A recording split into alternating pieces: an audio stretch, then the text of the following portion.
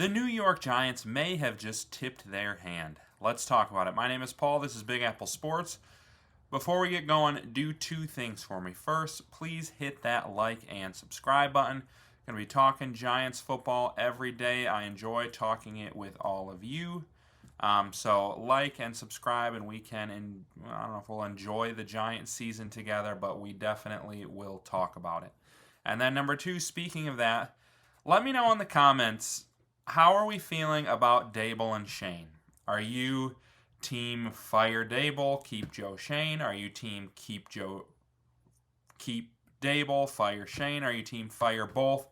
Let me know in the comments. But I think this trade deadline may have kind of shown us that at least one of them might be searching for a job pretty soon. And this article would suggest that it's Joe Schoen. And I definitely understand that argument. Like, if you're going to fire your GM, you are not, like, ownership is not going to tell him, like, yeah, go ahead, make whatever trades you want, give away future assets, give away some of our better players for assets. Like, if you are a sitting duck as a GM, you're generally going to be told to stand pat by ownership unless it's a minor move like a moving Evan Neal or a Jalen Hyatt. But, not surprisingly, there wasn't a huge market for those guys. But I really do believe the fact that the Giants didn't make a move was planned. But there are two different ways we could look at it, because there have been some rumblings recently. I'll pull it up here. The Giants may not fire both the GM and the coach. It's been all over Twitter and the news. It almost feels like ownership is kind of like preparing Giants fans for one of these. And it, personally, I hate it. Like, this is a tale as old as time in the NFL, where you see a general manager either hire a new coach when he's on the hot seat, and then it's another bad year, and all of a sudden you hire a new GM and he's got a coach that he didn't pick, and then next thing you know, the coach is on the hot seat because he wasn't the GM's guy.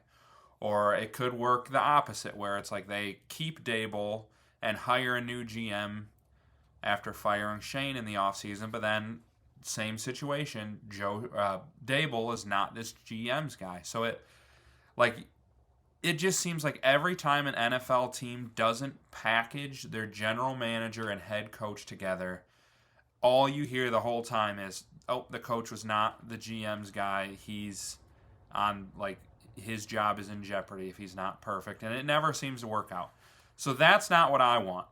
But on the flip side of it, Joe Schoen's lack of movement at the trade deadline could signal a different kind of change. Like, option one was they didn't let Joe Schoen make any trades because he's gone.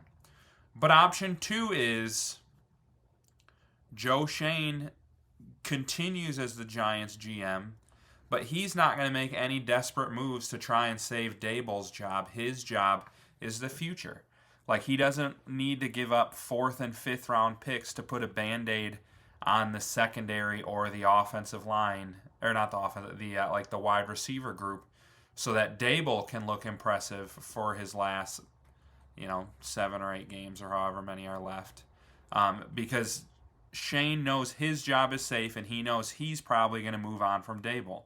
So I think that is actually maybe even a more likely possibility. Like, if I'm Giants ownership, personally, I'm team fire both. They're just not getting it done. This is going to be 3 straight years of 2-7. If they lose Sunday, it's going to be 3 straight years of 2-8. Like, if you look at their schedule, they play 4 teams fighting for the playoffs in their next 4 games, with several of them on the road.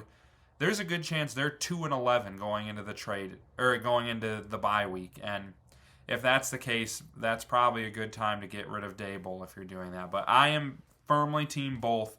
Like, I think they've both done good things. Like, Dable is doing a pretty good job of developing Dart.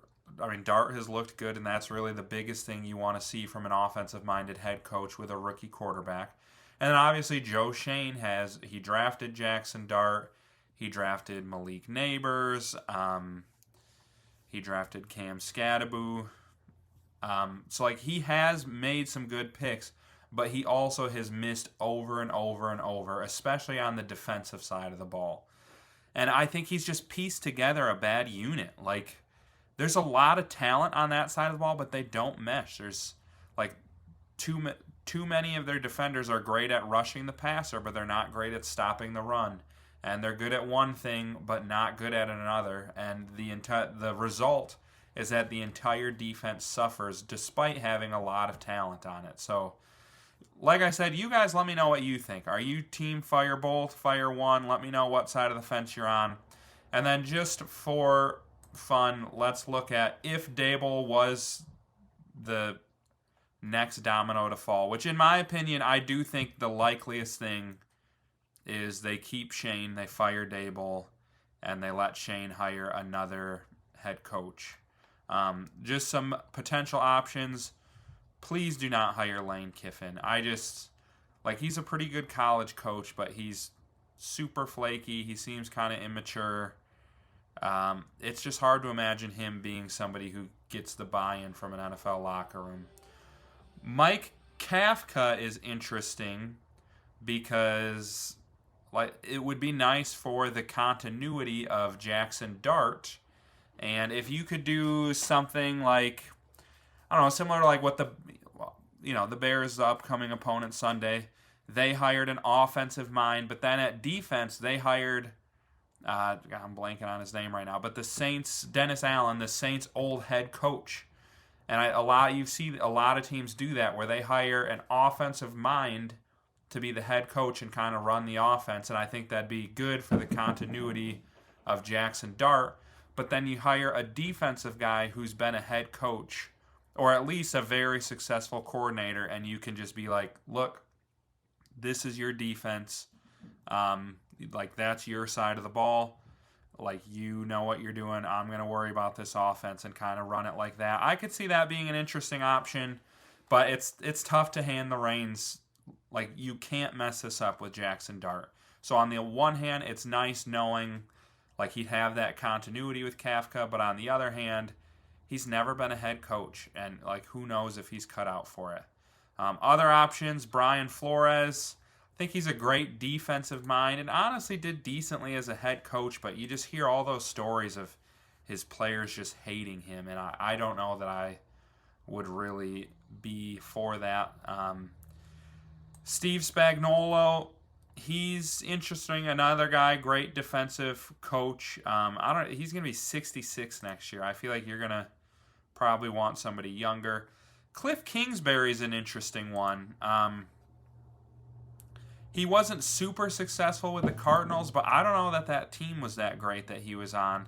And he's done great work with Jaden Daniels. He might be worth another chance. And then I think he's another guy. You get a very veteran, maybe even former head coach, but a veteran D coordinator to pair with him who can run the defense, and I think that's interesting. Jesse Minter. So I've mentioned on the show before, I'm a Michigan fan, so I watched Jesse Minter at Michigan, and he's doing a great job with the Chargers. You watch Mike McDonald, the Seahawks head coach. He was the defensive coordinator under Harbaugh at Michigan before Minter. And the Seahawks are having incredible success. Like, the Harbaugh coaching tree has historically been very good, and Minter seems to be the next man up there. So I would be pretty happy with him. Nick Saban's not going to happen. I don't know why they even mentioned him. John Harbaugh, if the Ravens fire him this year, which I think they're going to go on a run and make the playoffs still, and they'd be fools to get rid of him. But if he's for some reason fired, throw the bag at him, instantly hire him. That's best case scenario, but probably very unlikely. And then please don't hire Mike McCarthy. I'm not even going to get into that. But you guys let me know, what do you think? Which one of those coaching candidates I went over would interest you? And then don't forget, let me know where you stand on the whole Shane, Dable firing, what side of the fence you're on, what you would like to see there. And then don't forget, just like and subscribe on the way out.